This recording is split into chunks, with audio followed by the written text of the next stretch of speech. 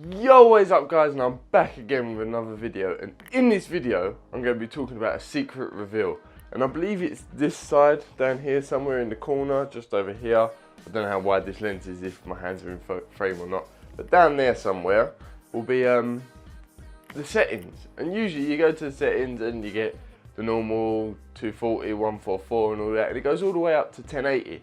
But now if you look, this video should go up to 4K, because all my videos from now on will be in 4K, because I went out and bought a Sony A6300, and to be honest with you, it's probably one of the best purchases I've ever made with camera wise. And it just, I don't know, it's just nice. It's really nice. And in this video I'm going to talk a bit about it and what I think about it and stuff like that. Right, so first of all, when I first got this thing out of the box, I looked at it and I've watched loads and loads of videos on it, and to be honest with you, it's not as premium as it looks. It looks really premium in videos, I must admit, but when you get it out of the box and put it in your hand, it's a bit plasticky and a bit light. But I like the fact that it's light, because it's really nice to hold, to shoot. Like if you're just holding it in front of you trying to shoot a clip or something, it's really light, it's really thingy. But the only problem is a lot of my lenses and stuff that I use are actually Canon lenses, which are rather large because they're for a bigger sensor. This is a APS-C sensor, and most lenses made by for Canon cameras are made for APS-C and full frame sensors. So it's not all great, like as in thing, it gets a bit top heavy, especially with my 40mm Samyang lens that I've got on it at the moment. If you hold it right at the back of the camera, holding the body, it does want to lean forward, so you have to sort of hold the lens itself as well. But thankfully, the adapter that I've got to go from Sony E mount to Canon EF mount has a tripod mount on it, a 1/4, whatever it is, 1/4 20 thread, I believe it is. So it balances it out a bit more on the tripod. But the 4K quality is awesome. And let me just tell you now, I'm shooting at 1/60th because I'm shooting 30 FPS on at 4K resolution. And I'm using no extra lighting. Literally all I'm using is the light that's coming in my window over there. I'll try and get a shot of it from like what I'm using as in lighting wise. Literally all I'm doing is I've got my two lights on my desk, which I don't think you can see, and two monitors, which I don't know if you can see properly. My bedroom light ain't on, and all I've got is a bit of light from my son. I have my two lights set up over there, but I thought, do you know what, I'm not going to try it. I'm going to see what it comes out like. And I'm only shooting, I believe, ISO 200.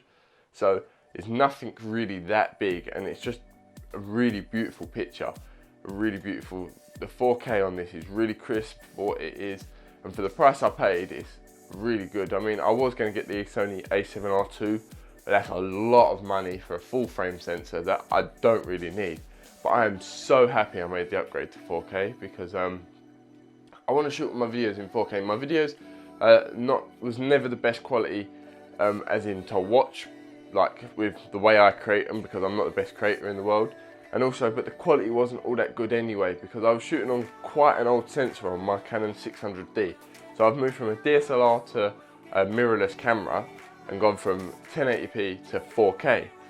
I still have my DSLR. I will use that now for just photography, not really for videography. So like this Samyang lens will no longer go in my camera bag and stuff like that, because there is no need for it to go in my camera bag, because I only use this primarily for shooting video. I may take it out with me every now and then just to get a really nice like wide angle shot, like when I went to Kew Gardens one time and the Chinese, I forgot what it is, pagoda or whatever it is, was in the background, and a really wide shot with all the trees going towards it. It looked really nice. But other than that, I probably won't really use this lens for much else. So this lens will stay with this camera, and then I should hopefully get some more lenses.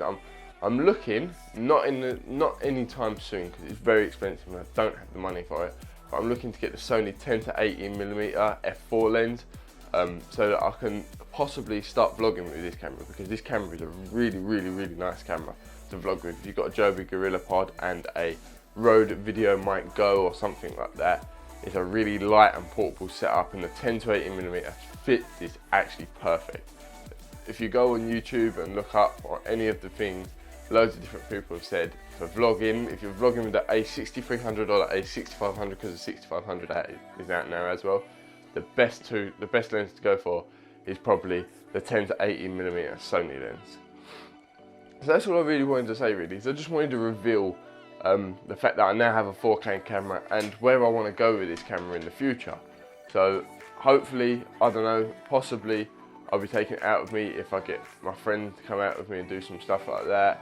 Possibly even my mate that I talk to a lot, that actually lives a fair old distance away from me, but has started up an old film camera channel that he has now got 2 or 3 videos on. And if he ever comes down to London or I got to Liverpool, I could possibly help him make a video by using my camera and possibly even entice him into getting one himself. So that's all I really wanted to say, but definitely go check out my mate who I've just been talking about in the channel. His channel will be linked in the description. Probably get more views off of, he'll probably give me more views than I'll give him if he was to shout me out. But nevertheless, I've been Jules from Paris Tech and I'm signing out. Peace.